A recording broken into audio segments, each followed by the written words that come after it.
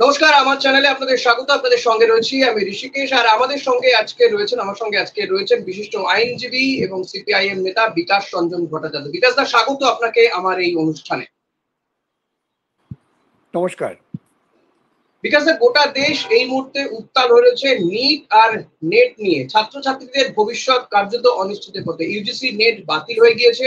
NEET যদিও বাতিল হয়নি, কিন্তু সেক্ষেত্রে দেখা যাচ্ছে যে প্রশ্ন ফাঁস হয়ে গিয়েছে। দুটি ক্ষেত্রেই প্রশ্ন ফাঁস হয়ে গিয়েছে, কিন্তু এই ডাক্তারি প্রবেশিকা পরীক্ষাতে একাধিক দুর্নীতির অভিযোগ, প্রশ্ন ফাঁসে বহু মানে যারা অভিযুক্ত 13 জনের মতন অভিযুক্ত, তাদেরকে গ্রেপ্তার করা হচ্ছে, রহস্য উদ্ঘাটন হচ্ছে। যদিও কেন্দ্রীয় সরকার এখনো এই পরীক্ষা বাতিল করেনি।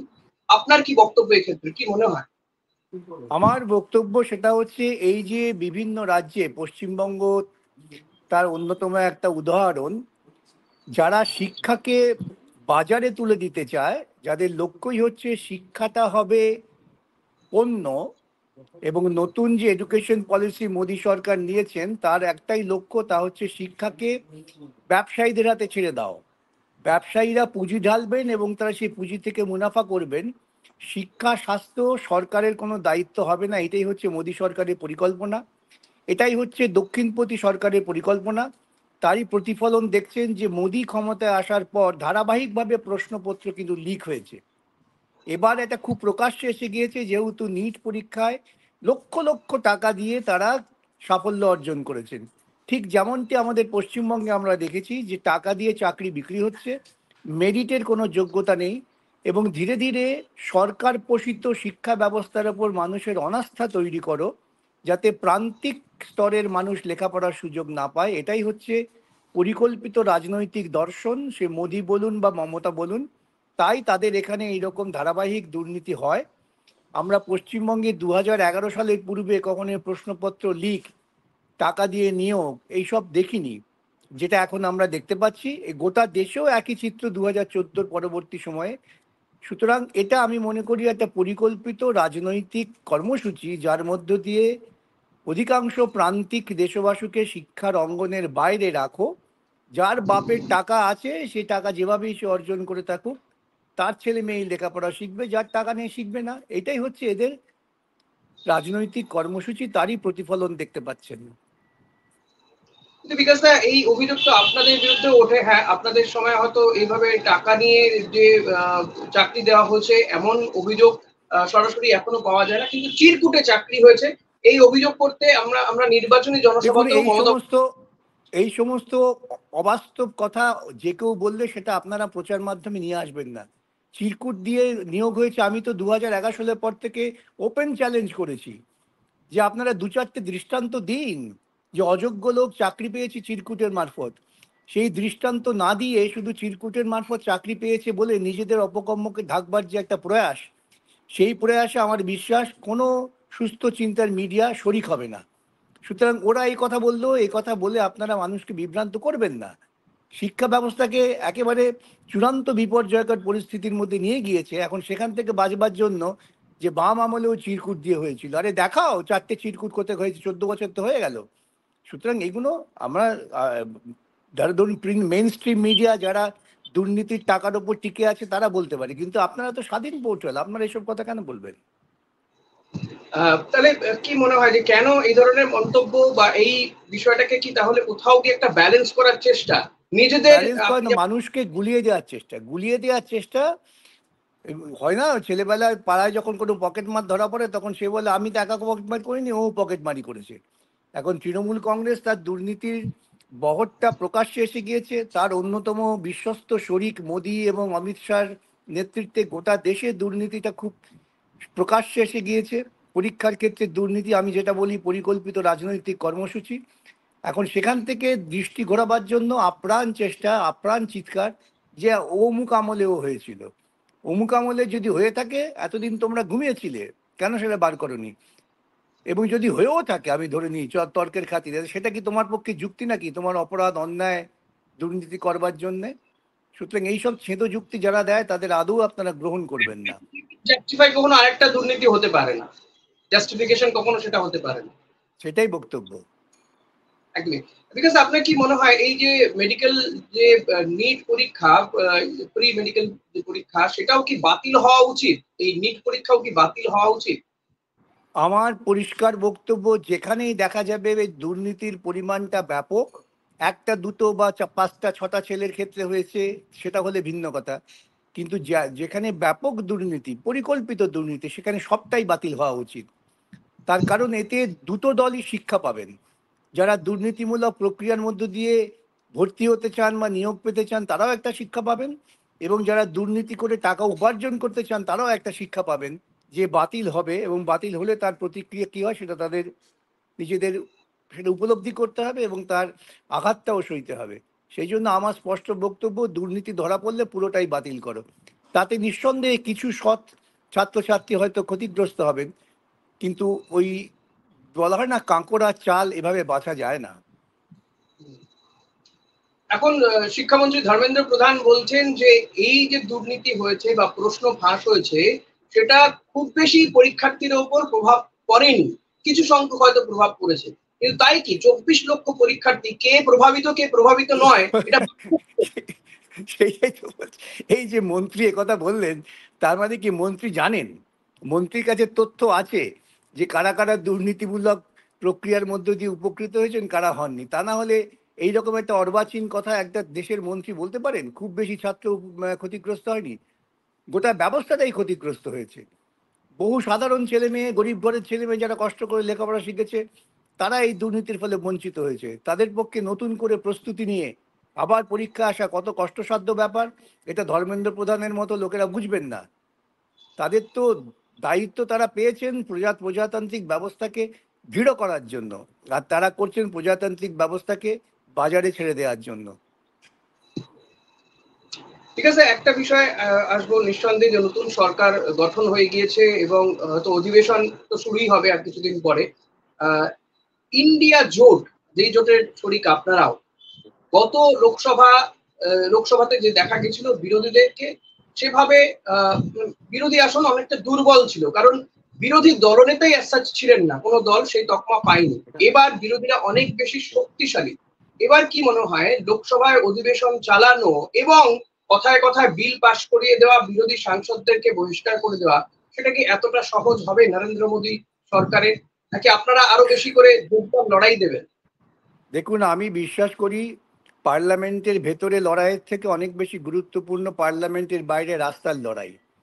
এই রাস্তার লড়াইয়ে যদি আমরা ইন্ডিয়া জেটের সমস্ত দল তারা ঐক্যবদ্ধ হয়ে লড়াই করেন, যেমন নিটের ক্ষেত্রে হচ্ছে বা যেমন ইলেকট্রাল বন্ডের দুর্নীতির ক্ষেত্রে হয়েছিল, এরা সংঘবদ্ধ হয়ে লড়াই করলে পরে তার প্রতিফলন নিশ্চয়ই ঘটবে। পার্লামেন্টের ভেতর তো লড়াই হবেই, কিন্তু পার্লামেন্টের ভেতরে লড়াইটা মুখ্য হবে না, ওটা হচ্ছে সহায়ক শক্তি হিসেবে কাজ করবে। আসল লড়াইটা করতে হবে রাজপথে, পথে ঘাটে, মাঠে ময়দানে, গ্রামে গঞ্জে। বিকাশ দা, এবার যদি আস্তে আস্তে আমরা লোকসভা ভোটের ফলাফলের দিকে আসি, গোটা দেশে বামেদের ফলাফল মোটের উপর ভালোই। 9টি আসন বোধহয় আপনারা জিতেছেন, সব মিলিয়ে আমি যদি সিপিআই এমএল কেও ধরে নিই। সেক্ষেত্রে দেখা যাচ্ছে সিপিআই এমএল যারা বিহারে যথেষ্ট ভালো রেজাল্ট করছে, 2টো আসন পেয়েছে, তাদের বক্তব্য, আমি দীপঙ্কর ভট্টাচার্যের একটা জায়গায় ইন্টারভিউতে শুনছিলাম যে এ রাজ্যে সিপিএম সেভাবে লড়াই করতে পারেনি। ঠিক আছে, হ্যাঁ, বলুন। সিপিএম এবার এ রাজ্যে বিজেপি বিরোধী শক্তি হিসেবে উঠে আসতে পারেনি, অনেক বেশি করে মানুষ মমতা বন্দ্যোপাধ্যায়কে বিজেপি বিরোধী শক্তি হিসেবে গ্রহণ করেছে। হ্যাঁ, এটা তো বাস্তবতাই হয়েছে। এটা হচ্ছে ধারাবাহিকভাবে মেইন স্ট্রিম মিডিয়া তারা যে একটা বাইনারি তৈরি করেছিল, সেই বাইনারি থেকে আমরা ভাঙতে পারিনি। এমন একটা প্রচার মাধ্যম কাজ করেছে সর্বত্র, এই যে হয় তৃণমূল নয় বিজেপি, এই যে তারা তৃণমূল এবং বিজেপি একে অপরের বিকল্প, এই তত্ত্বটা সাধারণ মানুষ আপাতভাবে গ্রহণ করেছেন। কিন্তু সাধারণ মানুষের জীবনের লড়াইয়ের সংগ্রামের যে আসল চেহারাটা এবং এই দুর্নীতির বিরুদ্ধে সাধারণ মানুষের যে ক্ষোভ, সেটা প্রকাশ পাবে বিধানসভা নির্বাচনে। সাধারণ মানুষ ভেবেছে নির্বাচনে কোনো মতেই বামপন্থীরা কেন্দ্রে খুব শক্তিশালী হয়ে যেতে পারবে না, অতএব বিজেপির বিরুদ্ধে ভোট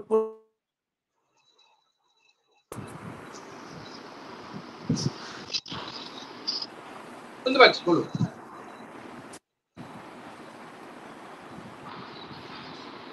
হ্যাঁ বলুন। হ্যাঁ, শুনতে পাচ্ছি।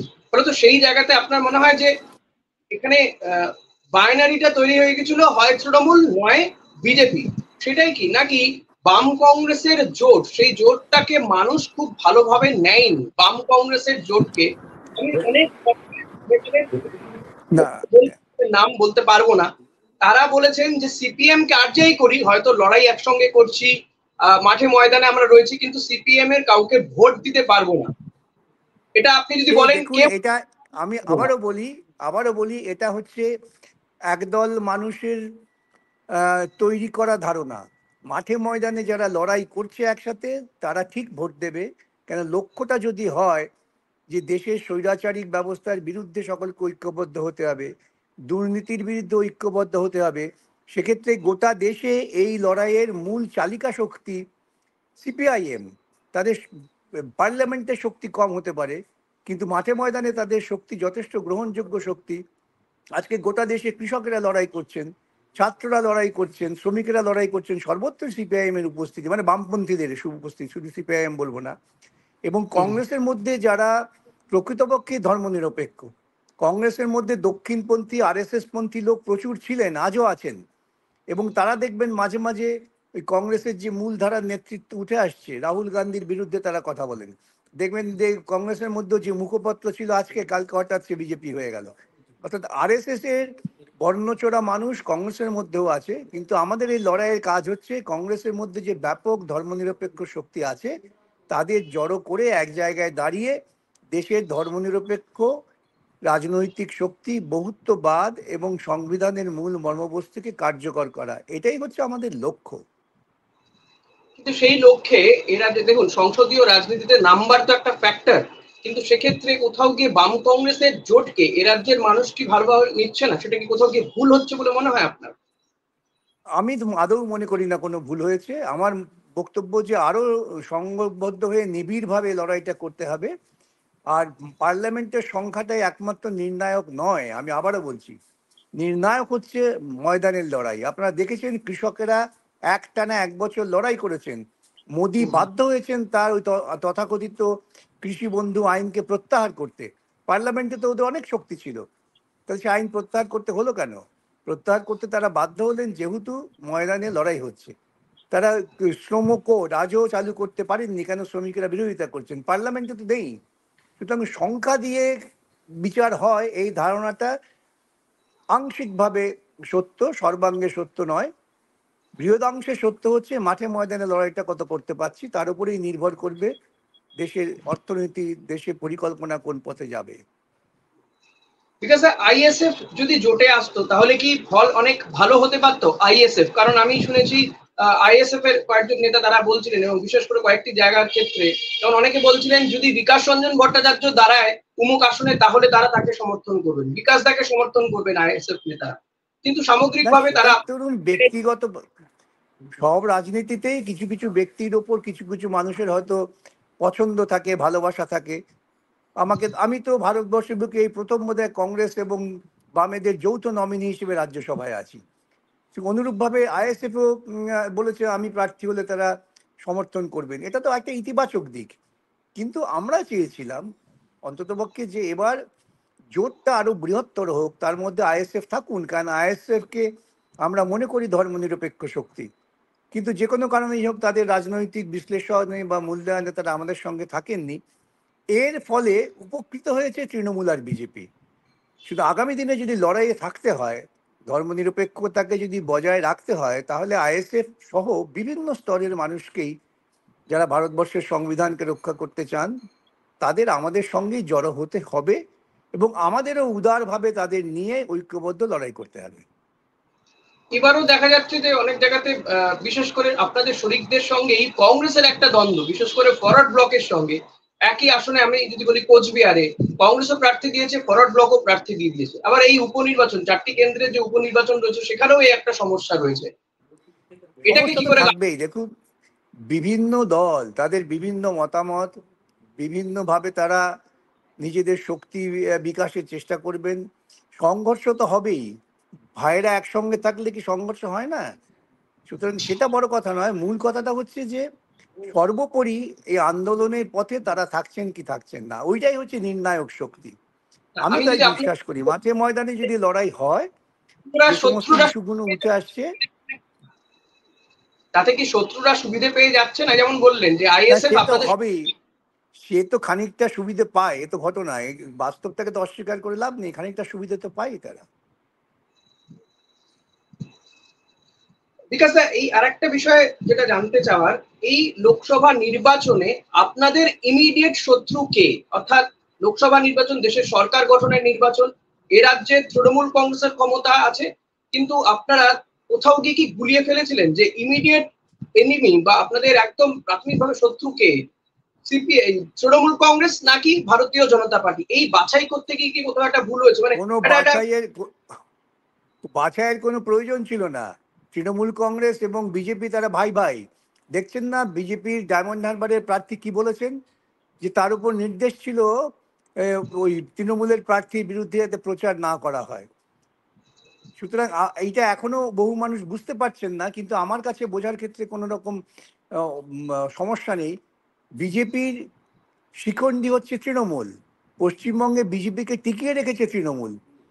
বিজেপি যদি বিজেপি রাম মন্দির করে তাহলে তৃণমূল জগন্নাথ মন্দির করে সরকারের পয়সায়, সরকারের পয়সা দিয়ে কলেজ স্থাপন করে না, কারখানা করে না।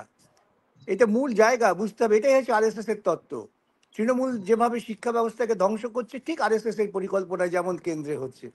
এবং যারা ভাবছেন তৃণমূল এবং বিজেপির মধ্যে পার্থক্য আছে, তাদের আমি দূর থেকে নমস্কার জানাই। আমি কোনো পার্থক্য খুঁজে পাই না। অতএব আমাদের ভুল হয়েছিল এটা আমি কখনোই মানব না। ভোট ভোট পাইনি তার মানে এই নয় যে আমার প্রিন্সিপালটা ভুল হয়ে গেল, সেটা আমি বিশ্বাস করি না।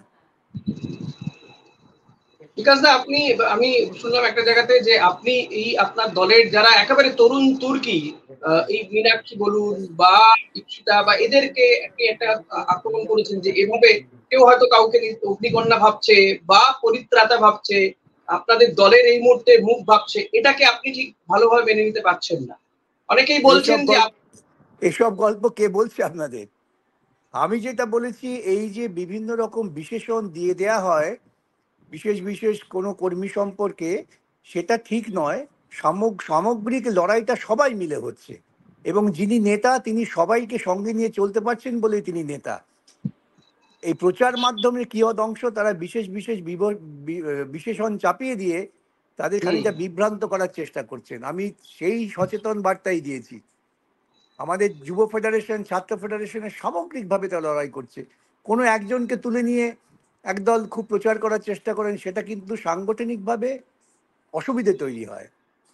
এটা তো আমাদের অভিভাবক হিসেবে মনে করিয়ে দেওয়া দরকার, এবং আমাদের যারা নেতারা আছেন তারাও ওই প্রচারে বিভ্রান্ত হন না বলেই আমার বিশ্বাস।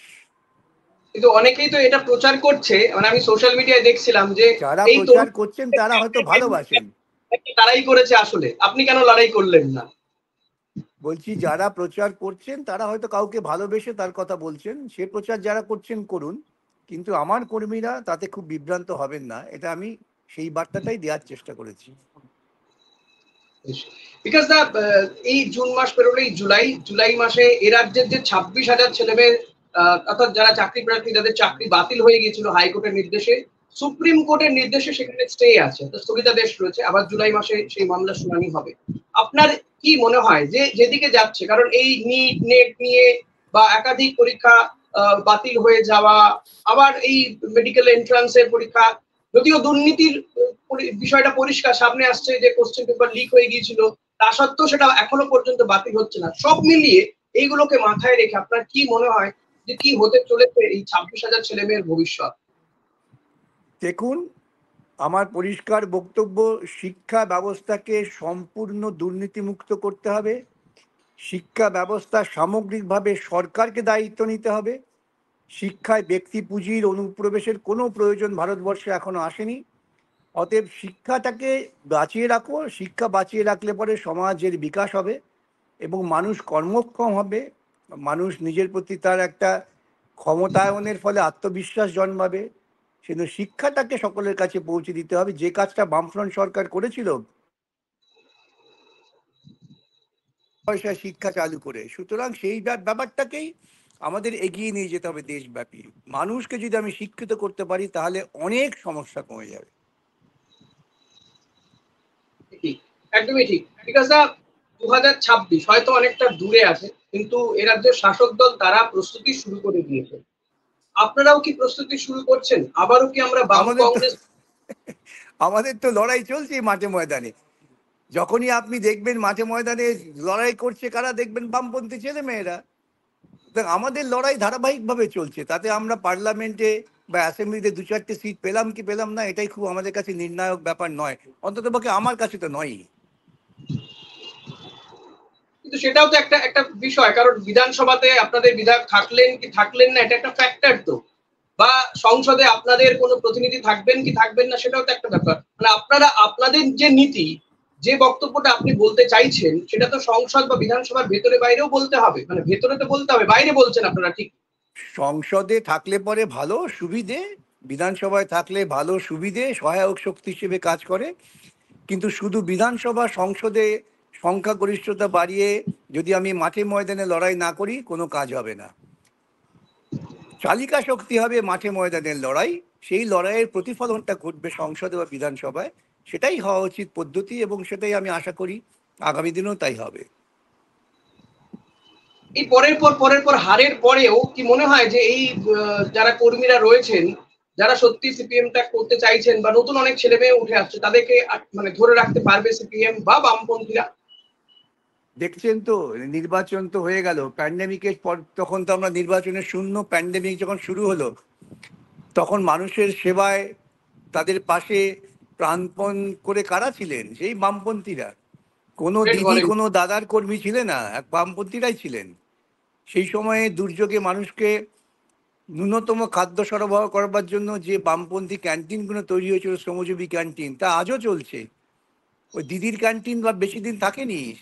সুতরাং বিষয়টা হচ্ছে যে তুমি মানুষের প্রয়োজনে, মানুষের সমস্যা তা মোকাবিলা করবার জন্য মাঠে ময়দানের লড়াইয়ে আছো কি নেই। মাঠে ময়দানের লড়াইয়ে যদি থাকো তাহলে বিধানসভা লোকসভা আয় হোক কাল হোক তোমার প্রতিফলন হবেই।